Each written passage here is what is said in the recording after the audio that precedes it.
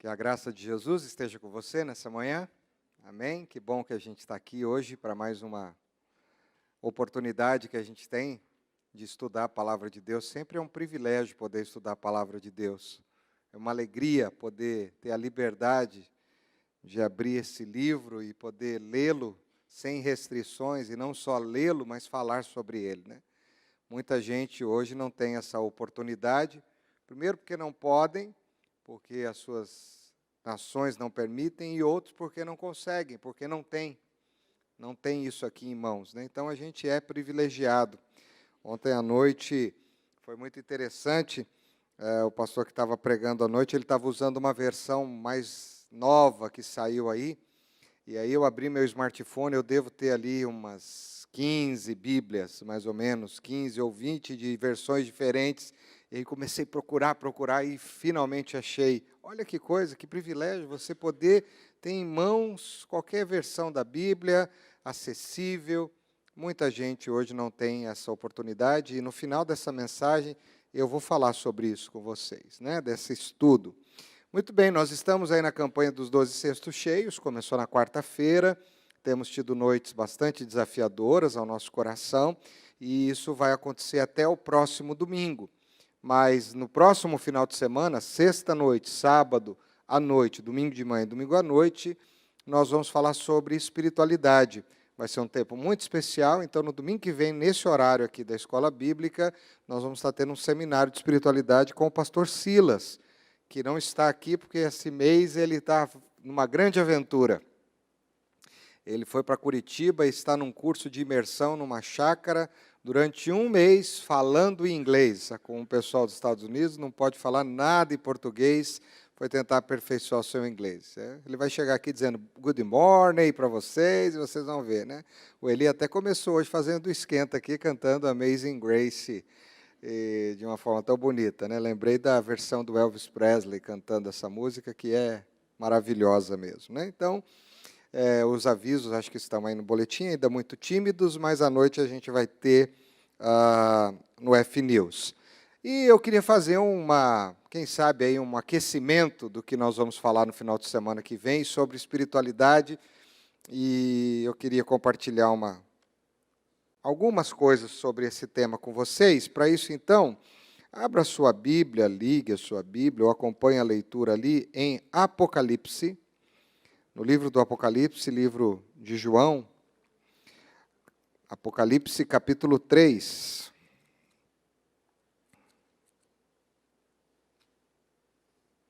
A partir do versículo 14. Apocalipse 3, 14.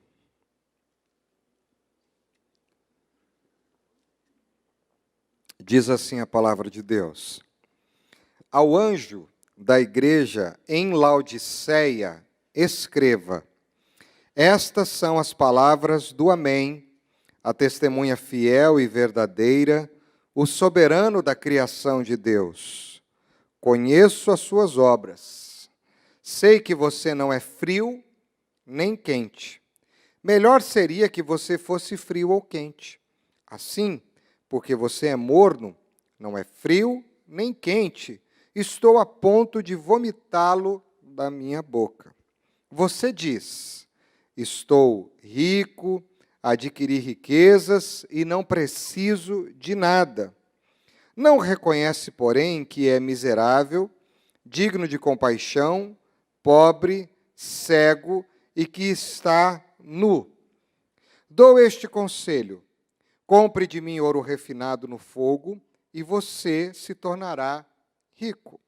Compre roupas brancas e vista-se para cobrir a sua vergonhosa nudez, e compre colírio para ungir os seus olhos e poder enxergar. Repreendo e disciplino aqueles a que eu amo. Por isso, seja diligente e arrependa-se. Eis que estou à porta e bato. Se alguém ouvir a minha voz e abrir a porta, entrarei e cearei com ele e ele comigo. Ao vencedor, darei o direito de sentar-se comigo em meu trono, assim como eu também venci e sentei-me com meu Pai em seu trono. Aquele que tem ouvidos, ouça o que o Espírito diz às igrejas. Bom, eu sou apaixonado pelas cartas que foram escritas às igrejas da Ásia Menor. Já há muito tempo estudo sobre elas e, para mim, estudar essas igrejas, eu até criei um slogan já faz alguns anos, porque é avaliar a igreja do passado e reavaliar a igreja do presente. Então, todas as vezes que eu leio as cartas de Laodiceia, eu avalio, aliás, as cartas da Ásia Menor, eu avalio as características, as coisas que Jesus está dizendo a elas, porque quem está falando à igreja é Jesus, João é apenas um portador dessa palavra e ele escreve o que o Senhor manda ele escrever, mas é um convite também a gente se reavaliar como igreja, e é isso que eu quero tentar falar com vocês nessa manhã, um convite a uma reavaliação da nossa espiritualidade a partir da igreja de Laodiceia.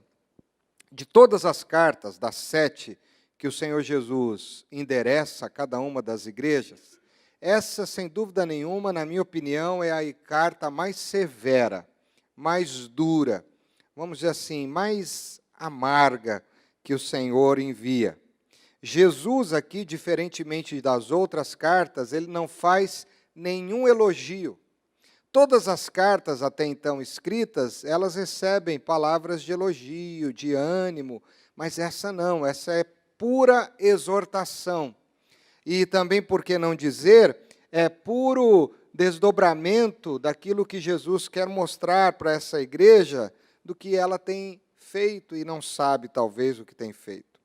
A única coisa, se a gente pudesse dizer que Laodiceia tinha de bom, era a visão que ela tinha sobre si mesma, porque ela achava que era a Dream Church, a melhor igreja de todos. Mas mesmo essa boa visão que eles tinham sobre eles, era uma visão equivocada, uma visão errada. Então eu quero te fazer um convite agora, tá bom? Você se segura no banco aí, na cadeira, na poltrona, e eu quero te convidar a conhecer Laodiceia. Quem sabe agora, usando a sua criatividade, você vai se ver passeando naquela região e entender como era essa cidade, para poder entender como era a igreja, porque a igreja é colocada numa cidade e ela revela muito sobre a cidade em quem ela é inserida.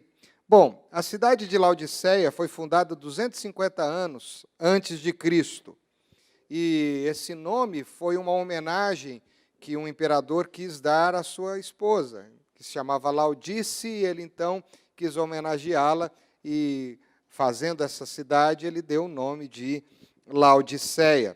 A cidade ficava numa localização muito importante, porque aonde ela estava, ali transitavam pessoas de grandes rotas comerciais, os vendedores, as empresas, os caminhões, vamos dizer assim, as transportadoras, elas sempre passavam por ali, porque aquela ali era uma rota comercial muito importante, de ligação de vários lugares, e levava muitas coisas. Por causa dela ser uma rota comercial, por causa dela estar num ponto estratégico, onde muita gente vinha, se hospedava, trazia, quem sabe, coisas de outras regiões, e eles aproveitavam aquilo no comércio, Laodiceia se tornou uma cidade muito rica, muito próspera, por causa do local estratégico que ela estava e por causa de ser uma rota comercial muito importante.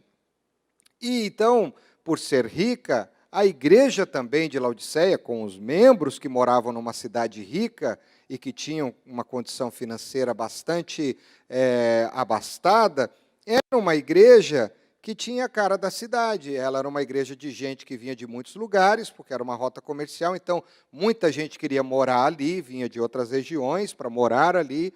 Então, nessa igreja, tinha gente de muitas regiões e tinha gente muito próspera. Mas, ao invés dessa igreja transformar a cidade a partir da palavra, ela se conformou à cidade e não fez diferença nenhuma. A gente pode dizer que Laodiceia era uma cidade de transigência. E a palavra transigência tem a ver com tolerância, com condescendência, tem a ver com concessão. Ou seja, Laodiceia, por ser uma cidade interessada no comércio de outras regiões, ela era muito transigente, às vezes até com coisas erradas, porque se ela não fosse transigente, se ela não abrisse concessões, ela não se beneficiaria com aquilo. Então, às vezes, as coisas não eram tão boas assim, vamos dizer, não eram tão corretas, mas por causa dos interesses que eles tinham, eles abriam algumas brechinhas, algumas concessões, para que eles pudessem se beneficiar disso, para que pudessem continuar sendo uma cidade rica. E, se a igreja era a cara da cidade, a igreja também agia dessa forma. As pessoas vinham, mas era uma igreja muito transigente, ou seja, você pode viver uma vida com Deus, uma espiritualidade, mas a gente pode dar um jeitinho aqui, dar um jeitinho ali, não vamos contrariar tanto, não vamos... Aquela coisa, quem sabe, eu escutando as reuniões das lideranças, né, os pastores conversando, eles dizem assim, vamos pregar, mas não vamos falar muito de pecado. Vamos pregar, mas não vamos pegar muito no pé do povo. Olha, vamos assim ser mais pacientes e etc. Já viu esse filme nos dias de hoje ou não?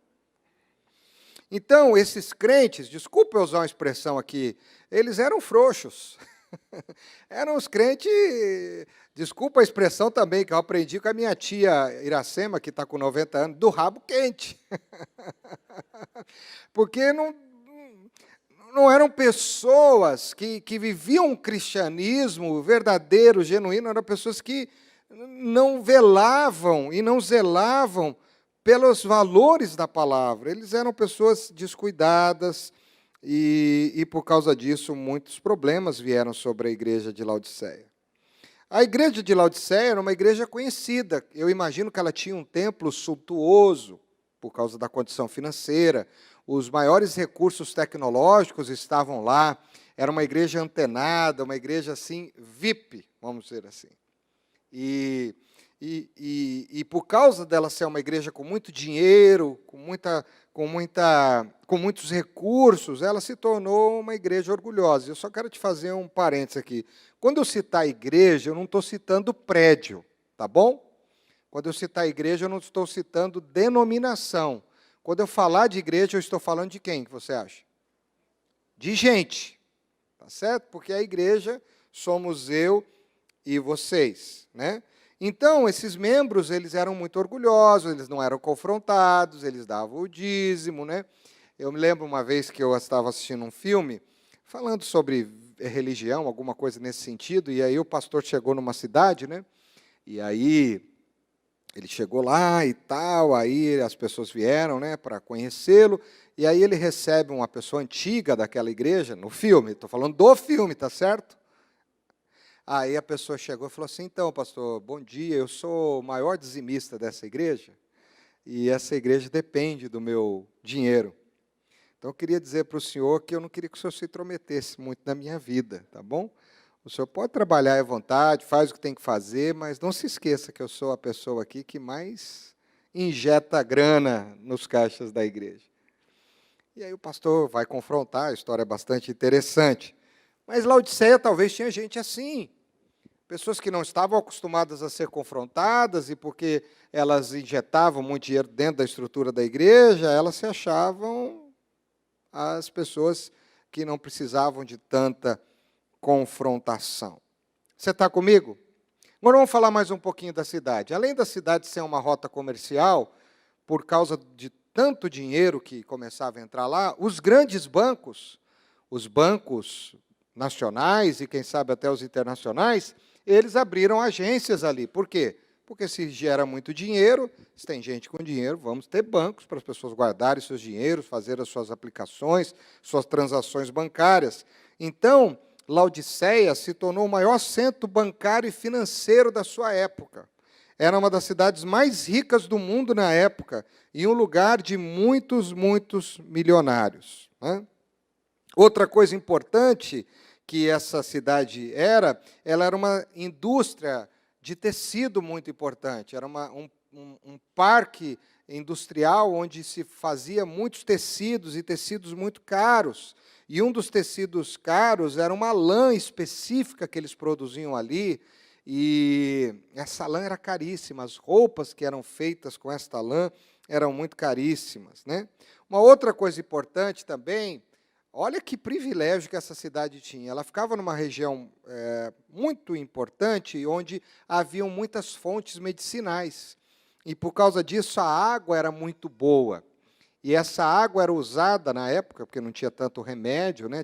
Eles usavam outras metodologias, como uma fonte de cura. E, então, ela se tornou também um centro médico de muita importância, porque as pessoas doentes vinham para lá. Se era uma cidade rica, imagino que as melhores clínicas, os melhores hospitais, os melhores profissionais da área de saúde estavam lá. Então, as pessoas iam para lá para se tratar.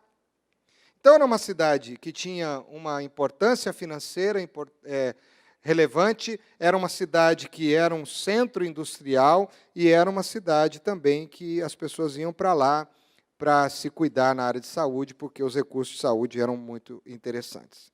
E falando dessas fontes, além dessas fontes serem instrumento de cura de doenças, também elas se tornaram elementos para o pessoal fazer turismo. Então, também, Laodiceia era um centro turístico da sua região. Olha só o potencial dessa cidade. Ela ficava formada por um complexo de 3 cidades, vamos dizer assim, a principal e as regiões metropolitanas, que se chamavam Colossos, Ireápolis e a Laodiceia. Em Colossos ficavam as águas frias, essas águas que tinham esse poder terapêutico, talvez com muito vanádio na água, não sei, hoje a gente estudando sabe disso, né? Quando eu morava em Marília, eu conheci uma região ali, indo para São José do Rio Preto, chamada Ibirá, ali uma cidadezinha muito pequena.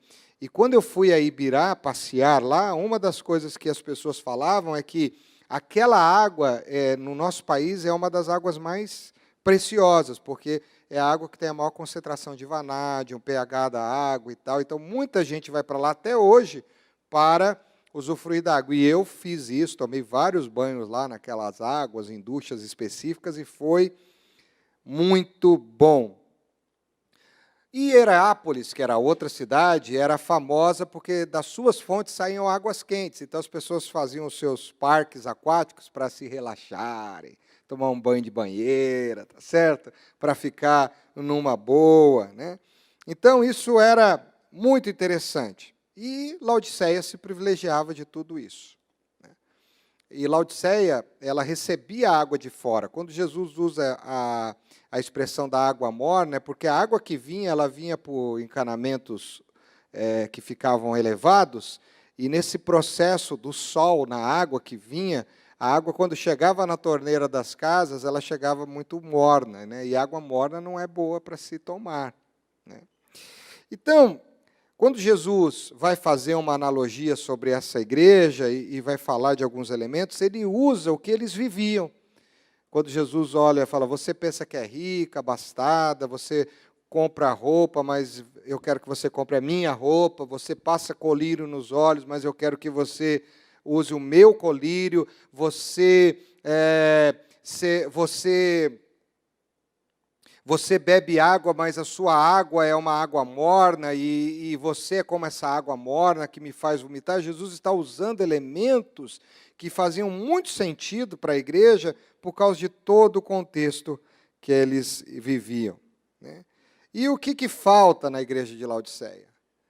É muito comum, quando você está muito bem, você se apegar ao que você tem e não se apegar em Deus. É muito comum. Então, o básico, faltava confiança e dependência em Jesus. Eles confiavam na sua estrutura, confiavam no seu dinheiro, confiavam nos seus recursos, confiavam nos seus médicos, confiavam nas coisas que eles tinham, mas eles não confiavam em Jesus. E uma igreja que existe para confiar nos seus recursos e não em Jesus, que é o Senhor da igreja, ela não serve para nada, a não ser, como o próprio Jesus disse, para ser vomitada. Então, o coração daquelas pessoas conhecia Jesus, mas não ardia por Jesus. O coração daquelas pessoas não ardia por Jesus. Aquelas pessoas sabiam quem era Jesus, mas elas não se submetiam ao senhorio de Jesus.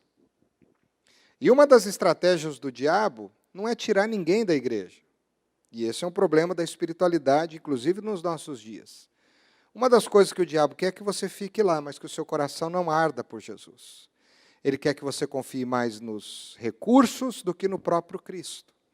E aí, você fazendo isso, você está se desvirtuando da grande verdade.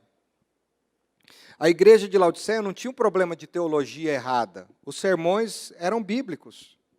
Eles não tinham problema de moralidade, não é levado em consideração aqui nenhum tipo de pecado da liderança, nenhum tipo de pecado das pessoas. Não havia falsos mestres como outras igrejas, não havia heresias, a igreja não estava dividida, não haviam perseguidores nessa igreja, não havia hereges, mas o que faltava nessa igreja era fervor, paixão por Jesus.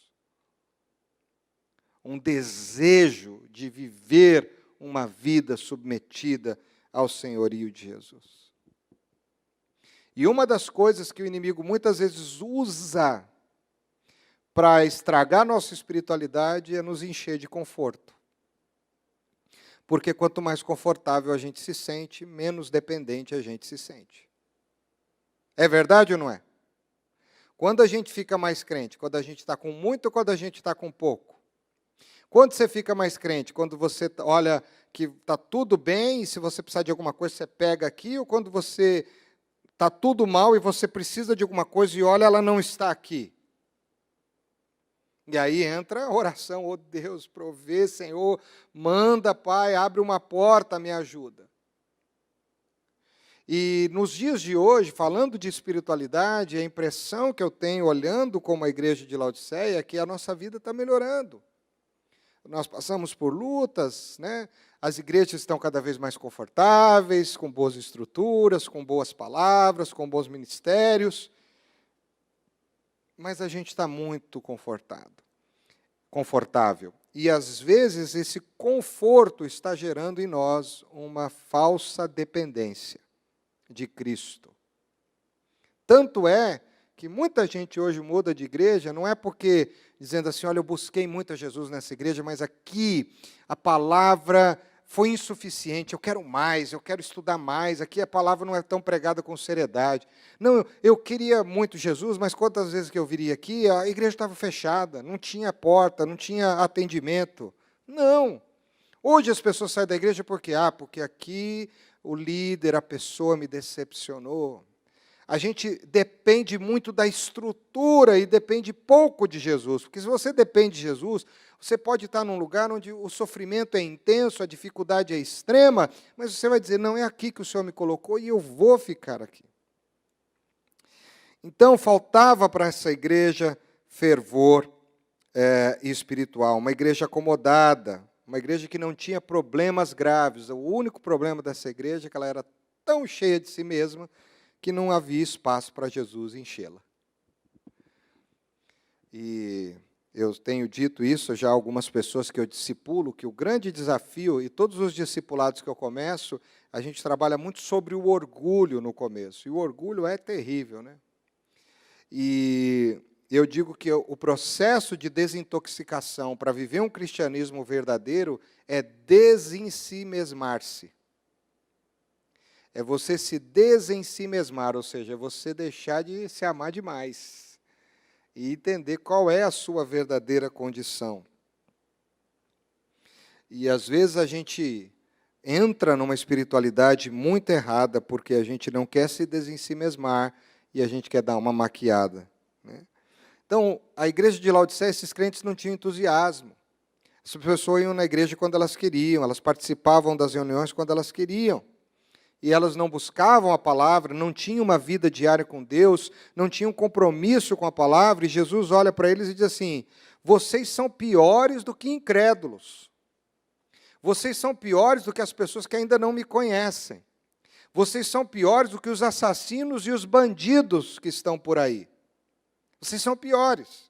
E aí o versículo 15, Jesus vai dar essa grande puxada de orelha neles, quando Jesus vai dizer para eles, no versículo 15, o seguinte, conheço as suas obras, sei que você não é frio nem quente, melhor seria que você fosse frio ou quente. É melhor você ser frio ou quente?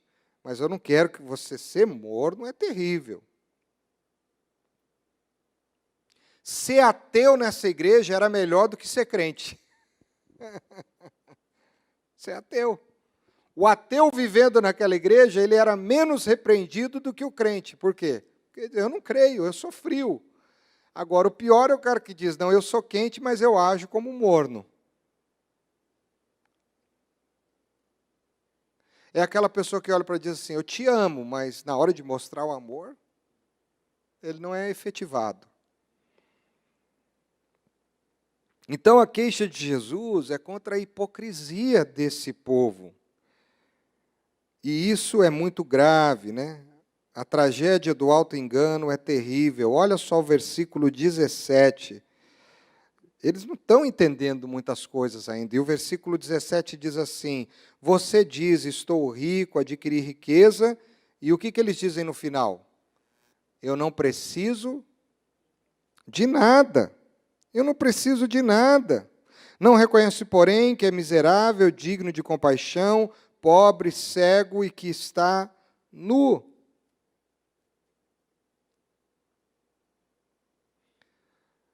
Eu não preciso de nada. E, infelizmente, dentro dessa espiritualidade equivocada, eles, inclusive, achavam que eles não precisavam tanto de Jesus. Jesus podia ajudá-los, mas não governá-los. Então, esse é um grande problema na vida de muita gente hoje. O Senhor me ajuda, mas não me governa. O Senhor serve para atender aquilo que eu peço, mas na hora de eu ter a contrapartida de fazer o que Ele manda, eu não vou fazer tanto assim.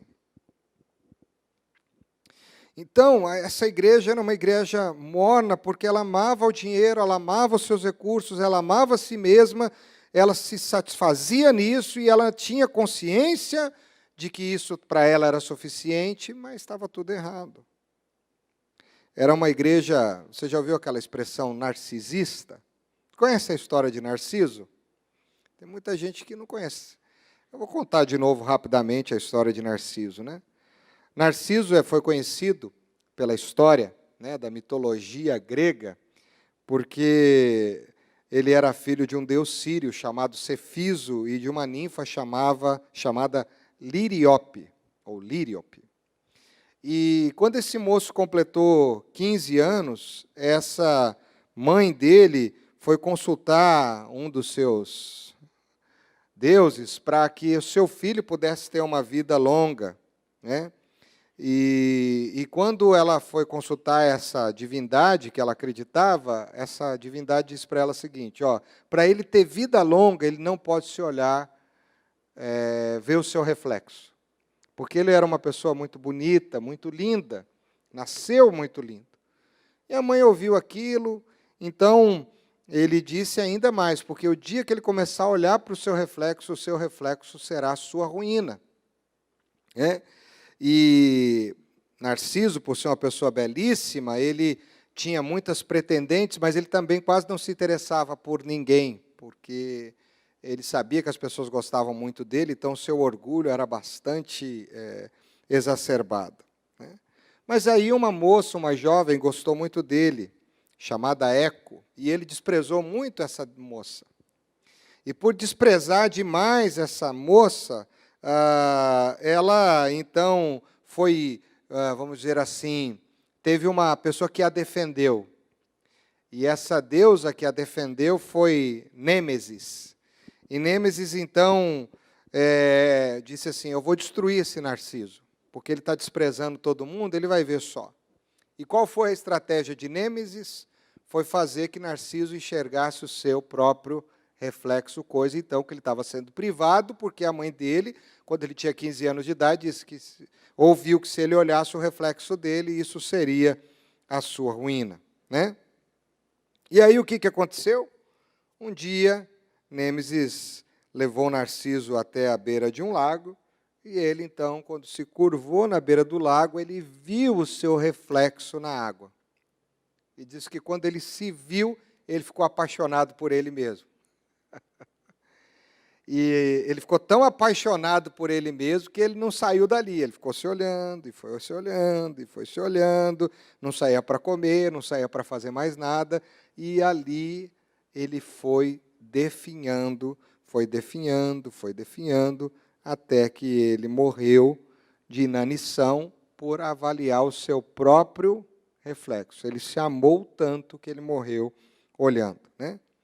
E aí diz a história que quando chegaram lá para fazer um memorial a ele, depois da sua morte, não encontraram um corpo, mas encontraram uma flor. E essa flor recebeu o nome de Narciso. Então, uma pessoa que gostava muito dela, e diferente de Narciso, talvez você não morra de amores por você, mas você se ama muito.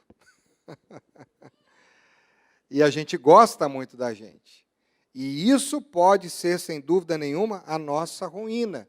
E esse era o problema da igreja de Laodiceia. Porque quando a gente gosta demais da gente, a gente se acha muito cheio de direitos, a gente acha que está certo, a gente não gosta de ser confrontado, a gente gosta de que as nossas ideias sejam levadas em conta, a gente não gosta nem de receber, não. Uma das grandes dificuldades do ministério pastoral, eu posso te dizer isso, há 25 anos já pregando a palavra, e eu tenho percebido que isso está acontecendo com mais frequência e com mais violência, é você dizer não para uma pessoa. Parece que as pessoas elas estão com intolerância não à lactose, mas à negativa, nem ao glúten. A pessoa é sua amiga, ela te ama enquanto você diz sim para ela. Sim, pode fazer, tudo bem, claro, por que não? Mas o dia que a pessoa chega e você diz assim, não, isso você não pode fazer, não, isso está errado, você tem que parar de fazer isso, não, isso aqui não pode ser assim. Aí, perdeu o amigo. E qual é o problema disso? É o orgulho.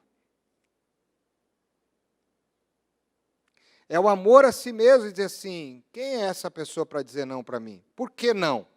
Não concordo com ela, eu vou fazer do mesmo jeito. Então, eu acredito que muita gente hoje sofre por causa disso. E eu estou te dizendo isso, que uma das classes que sofrem quanto a isso são os pastores. Mas eu, graças a Deus, não tenho dificuldade com isso. Mas por causa disso, a gente às vezes acaba gerando algumas pessoas que não gostam tanto da gente, porque nos amavam até o dia do não.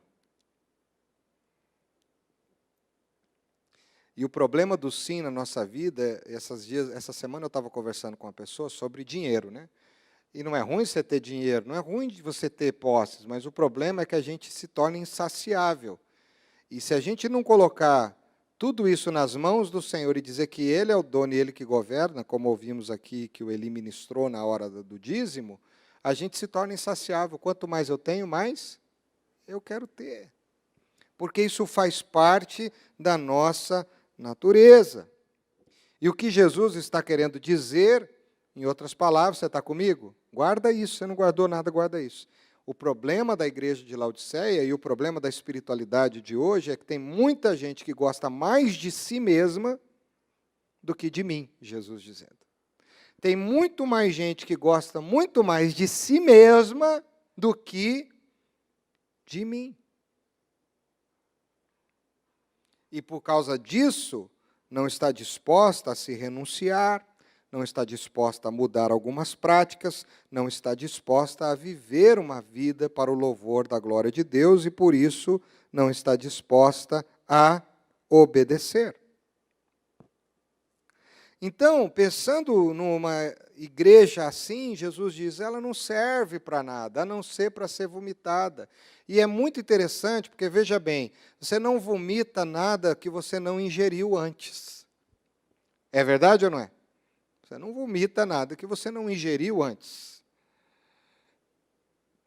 Então, o que Jesus está dizendo, um dia vocês estiveram comigo, vocês estiveram dentro de mim.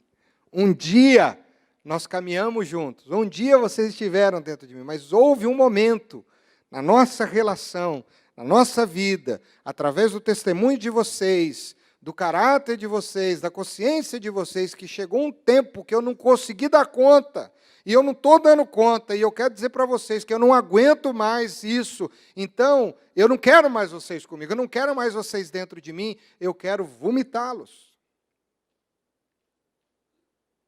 Mas aí tem uma outra coisa que talvez seja pior ainda. É ele olhar, né, no versículo de número 20, e dizer assim: eis que estou à porta e bato. Se alguém ouvir a minha voz e abrir a porta, entrarei e cearei com ele. O problema aí é outro.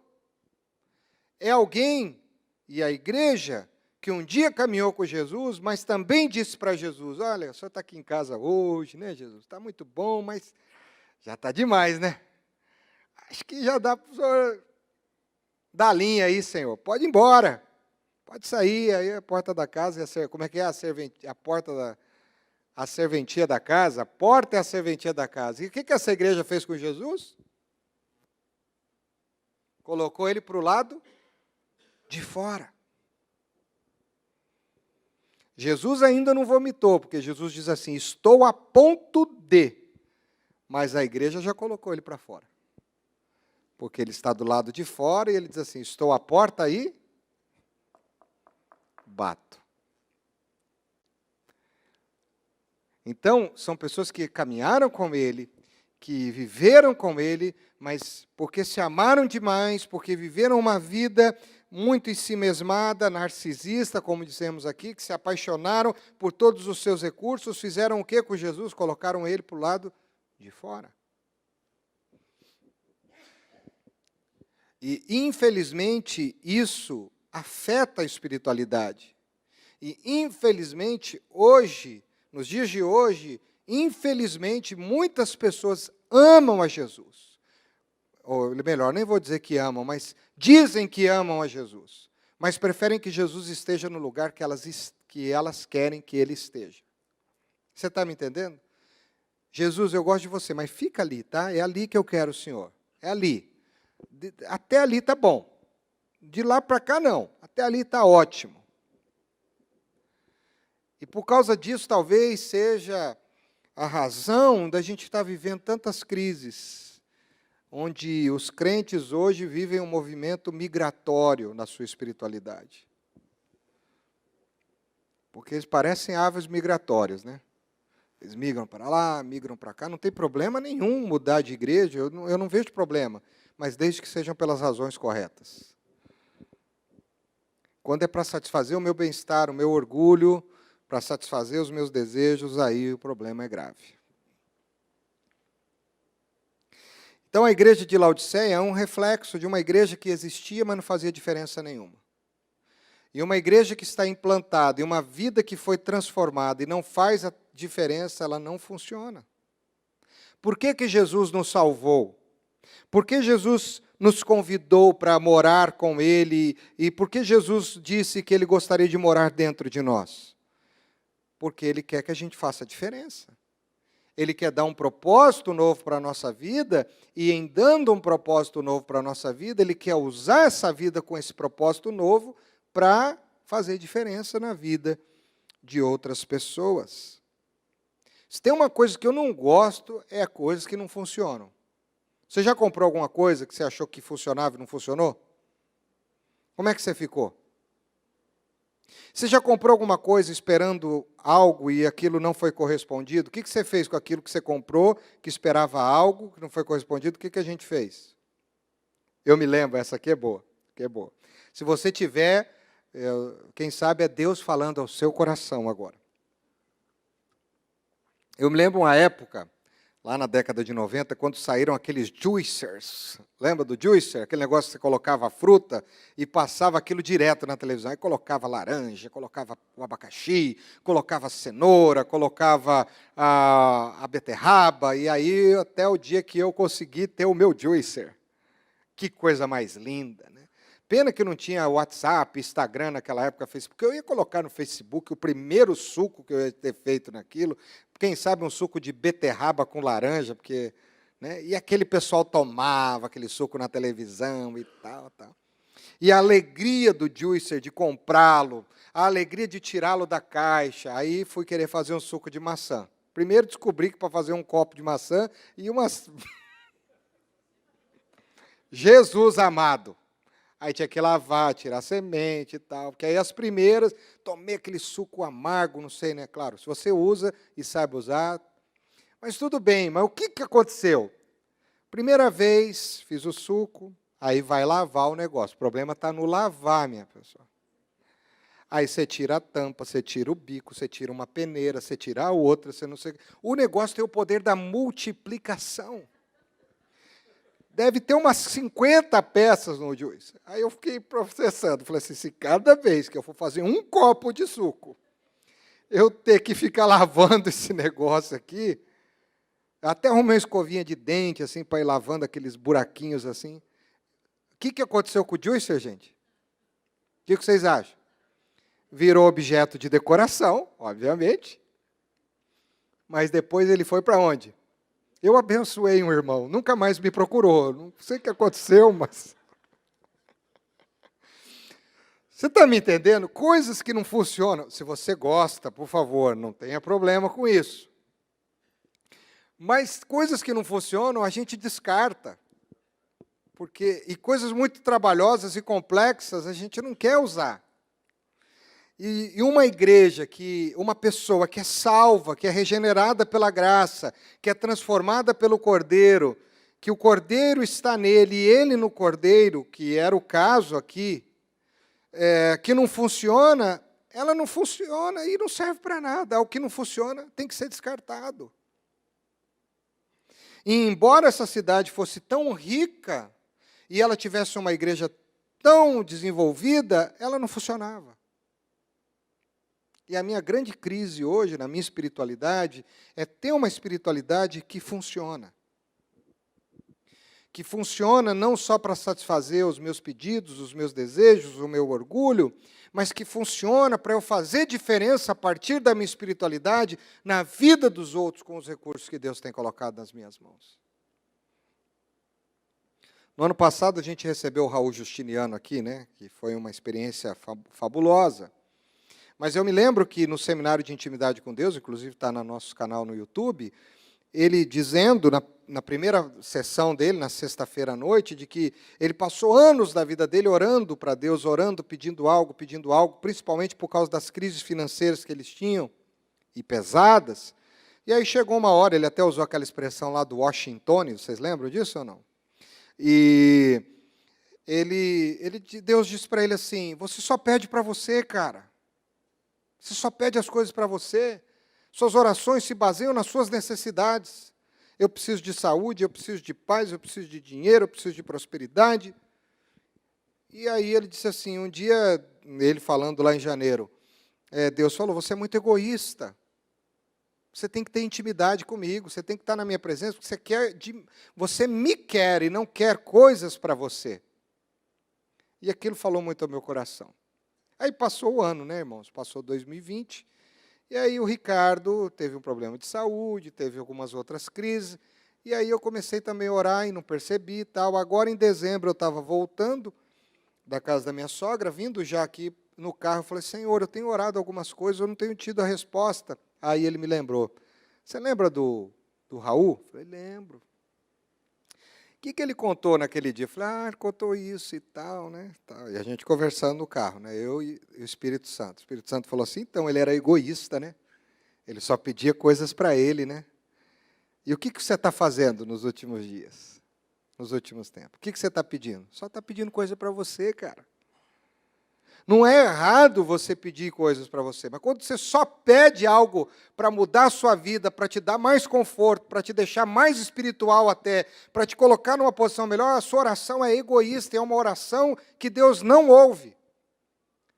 Porque é uma oração que não glorifica o Cordeiro.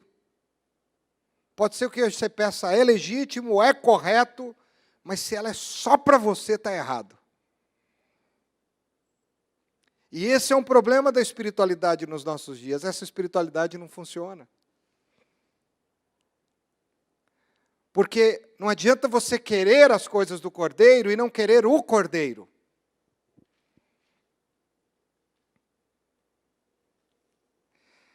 E essa igreja viveu uma imagem muito errada, né, sobre si mesmo, e o auto-engano é terrível.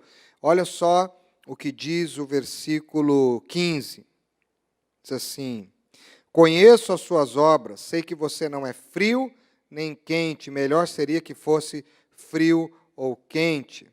Versículo 17: você diz, estou rico, adquiri riqueza e não preciso de nada, mas não reconhece, porém, que é miserável, digno de compaixão, pobre, cega e nu. O que Jesus está querendo dizer aqui é muito interessante, primeiro no versículo 15, quando diz assim, conheço as tuas obras. Essa expressão, conheço, é um verbo no grego que se chama erga. Erga, E-R-G-A. Erga.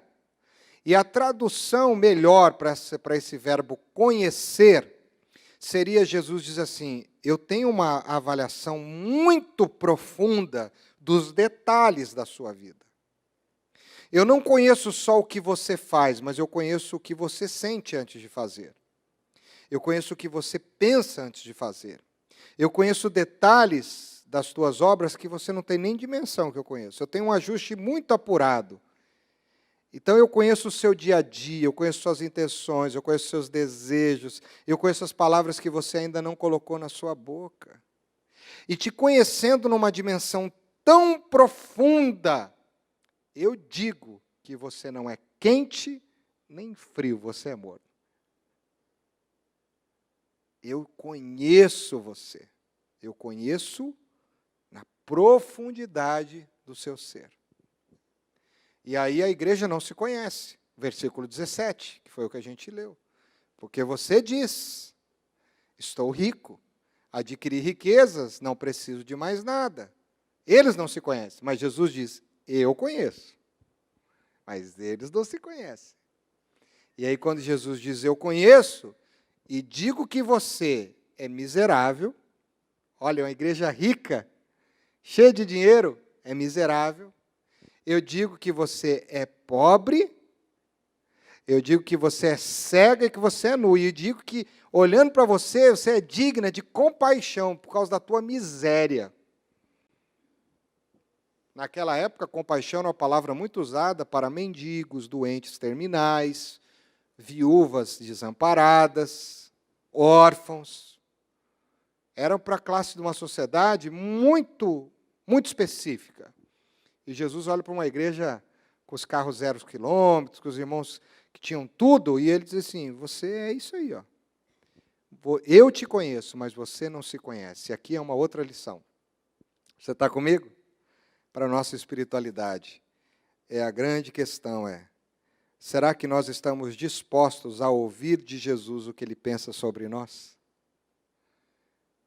Acho que uma das grandes crises que a gente tem no casamento, às vezes, e infelizmente a gente faz isso na hora errada, porque geralmente no casamento você vai dizer o que pensa do outro na hora que você está brigando, não é assim?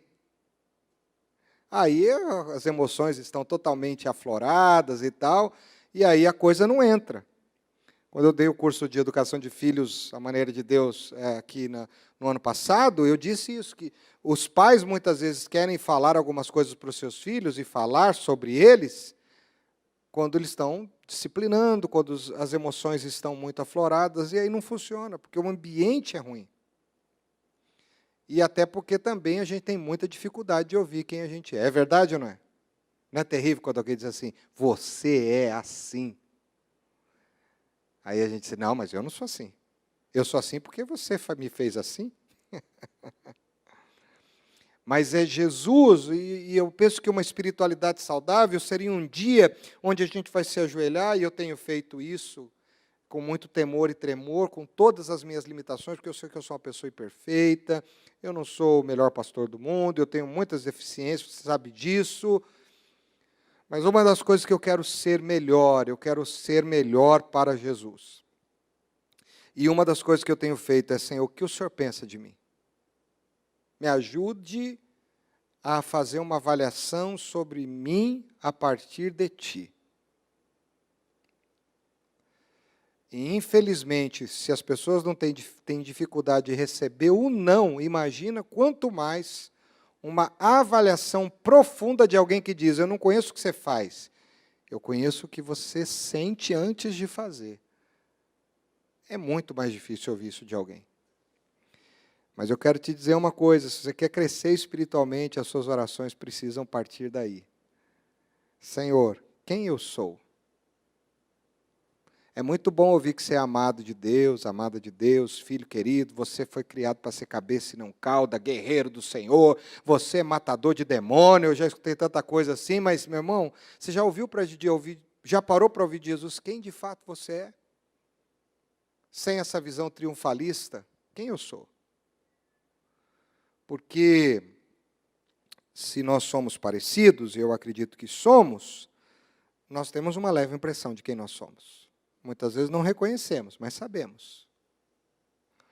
Então, uma igreja, uma vida, uma espiritualidade saudável é uma espiritualidade que funciona, mas é uma espiritualidade que está disposta a ser lida pelo Cordeiro e se permite ouvir o que o Cordeiro tem para te dizer, para se reavaliar. Nós precisamos entender que o modelo de espiritualidade é Jesus. E nós precisamos entender que quando Deus olha para nós, eu vou falar isso semana que vem muito, na sexta-feira, quando eu abrir o seminário de intimidade, Deus não te vê. Deus não vê as suas obras, Deus não vê as suas coisas boas, Deus vê o Cordeiro. Só há uma fonte de satisfação no coração do Pai. E a fonte de satisfação no coração do Pai é o Filho. Este é o meu Filho em quem eu tenho contentamento. O que gera contentamento no Pai? O Filho. Então, como o Pai pode se contentar em nós? Quando Ele olhar para dentro de nós e ver o Filho. Então, quanto mais o Pai ver do Filho em nós, mais Ele se agradará de nós. Que essa é a fonte. Já dei uma pérola aí do que vai ser o que eu vou falar na sexta-feira. Então, queridos, nós precisamos entender que a gente precisa ter uma espiritualidade que funciona. E aí, para eu pensar na conclusão, eu quero dizer também que quando a gente obedece, a gente vai adiante.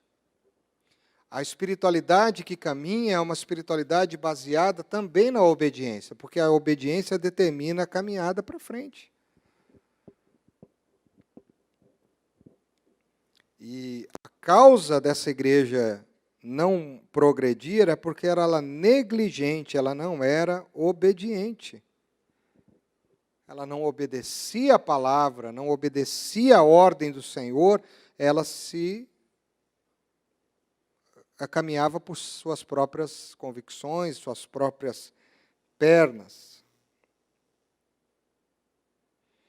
E eu não sei, mas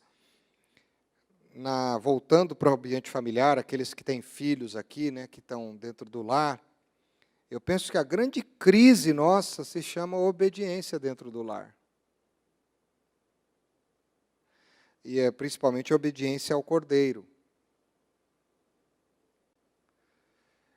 E como um pai quer que o seu filho obedeça a ele, se ele não obedece ao seu Pai celestial?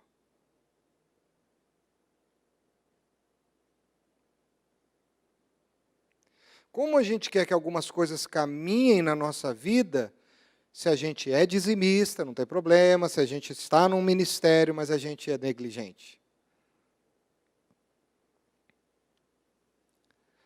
Então, a gente só vai caminhar adiante se a gente obedecer agora, no presente, aqui. A obediência me dá força e ritmo para a jornada adiante.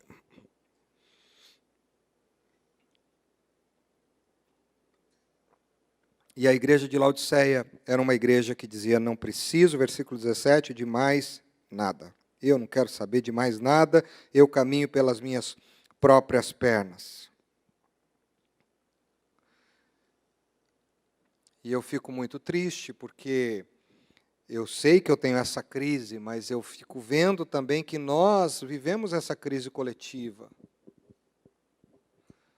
Nós não obedecemos a Deus de fazer diferença na vida dos outros, a gente está muito acomodado. Esse ano nós queremos fazer um investimento importante nos nossos pequenos grupos. Em uma igreja desse tamanho, Na verdade, se a gente fosse olhar para a quantidade de membros que nós temos, até esses bancos seriam insuficientes. Nós precisaríamos de 2 ou 3 cultos para atender todos os membros da Filadélfia no hall de membros hoje. Mas aonde e como nós estamos lidando com a negligência de muitos?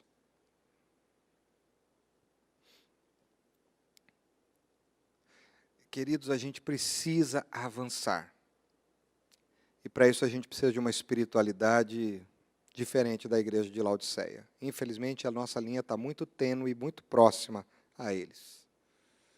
É abrir o seu lar para um pequeno grupo, é fazer um telefonema, é fazer uma visita, é dizer, dar um abraço no final do culto, é dizer que você se importa. A grande crise hoje das pessoas se chama afeto. Eu disse isso aqui já há algum tempo atrás. E quem se sente amado quer estar naquele lugar onde ela se sente amada. É verdade ou não é?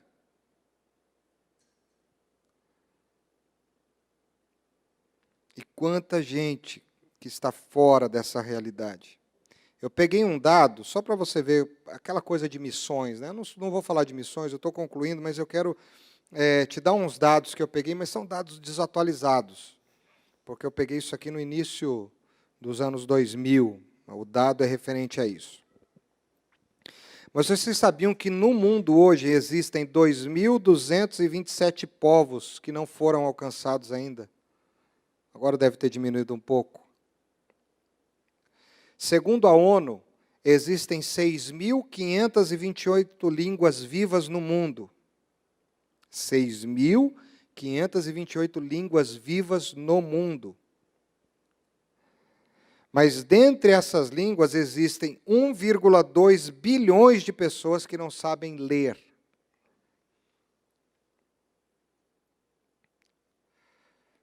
Pensando nas pessoas que não foram alcançadas pelo Evangelho, existem 13.000 etnias, 1.000 povos que ainda não foram alcançados pelo Evangelho.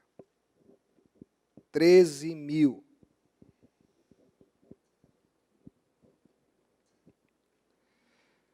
E a gente, com tanta facilidade aqui, para falar do Evangelho, para viver o Evangelho, para viver uma espiritualidade de verdade, a gente diz assim, mas está tão bom aqui, está tão confortável, vamos ficar aqui se alimentando das nossas crises, dos nossos ressentimentos, muitas vezes, das nossas mágoas com os irmãos que não atendem às nossas expectativas, os nossos líderes, mas está bom, vamos ficar por aqui. Essa semana eu conversava com uma pessoa e eu me lembrava de uma frase que eu ouvi lá atrás, quando eu ainda era seminarista, e isso me machucou muito. Ouvi isso de um pastor, infelizmente. Estávamos num encontro, eu era seminarista e fui convidado para estar com os pastores. E era uma pessoa que eu tinha assim como alta estima, e tenho, mas ele disse assim, então, esse ano na nossa igreja aconteceu o seguinte, nós recebemos 20, mas perdemos 20. Então tá bom, né? Empatou, ficou no 0-0. O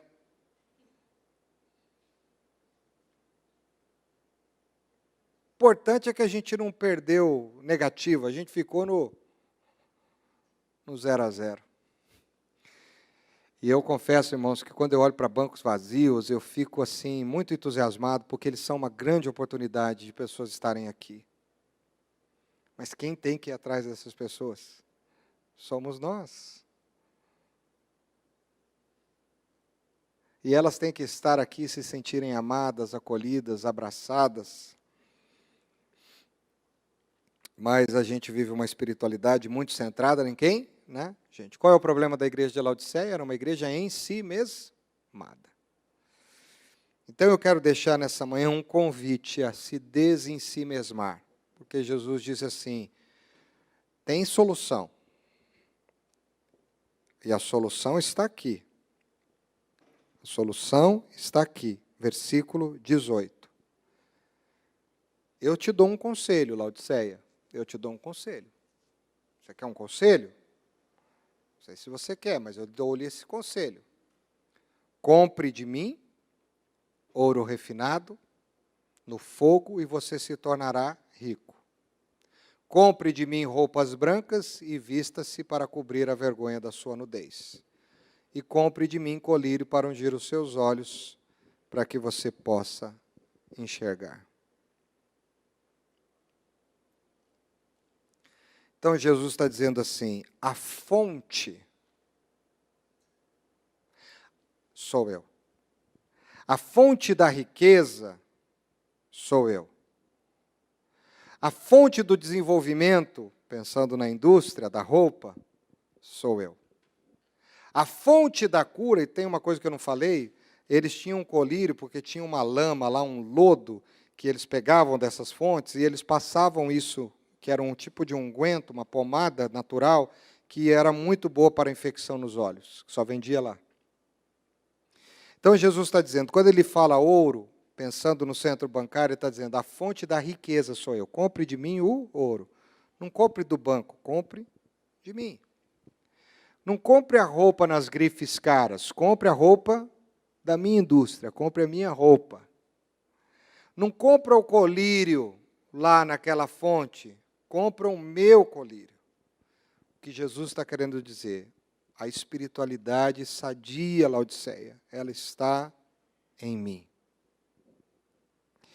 E se esse ano, meus irmãos, nós queremos que seja diferente na nossa vida, na nossa casa, no nosso trabalho, na nossa igreja, nós precisamos entender que Jesus é tudo que a gente precisa.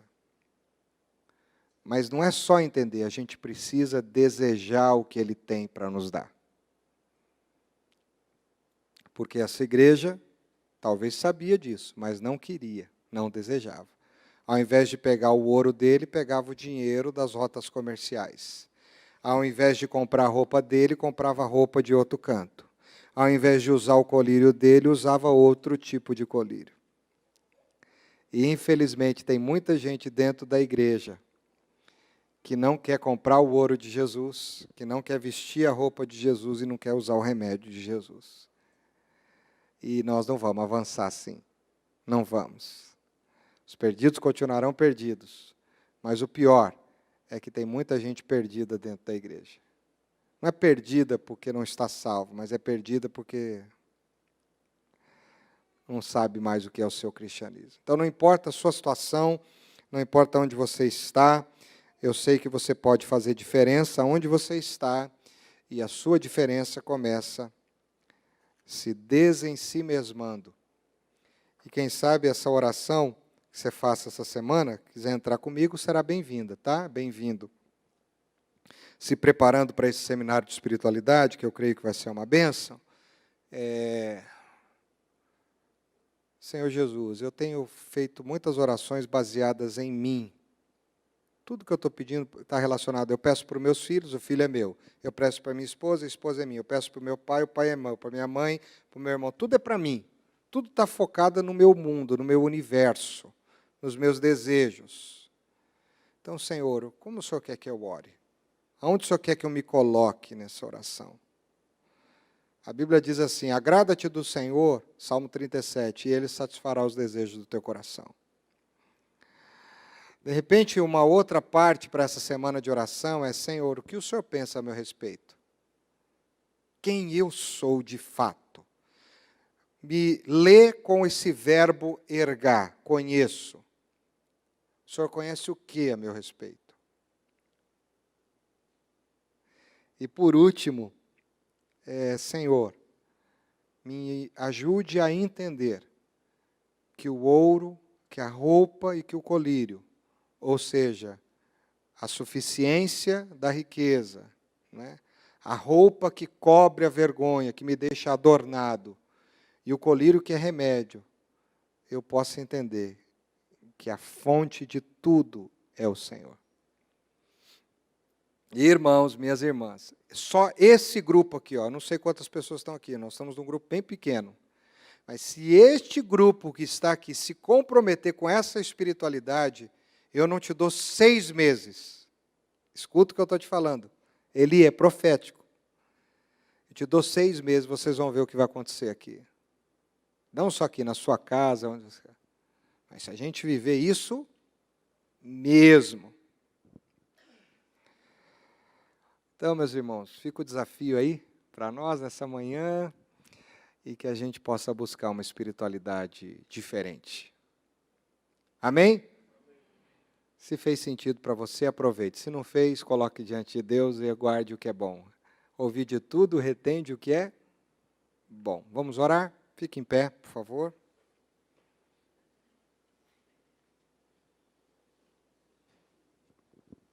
Obrigado, Jesus, por essa manhã, por essa palavra.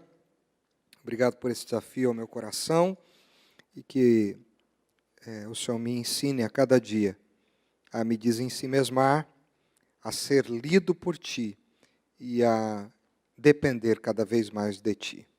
Assim seja na vida de todos nós que aqui estamos e daquelas pessoas que estão nos assistindo agora, no nome santo e poderoso de Jesus. Amém.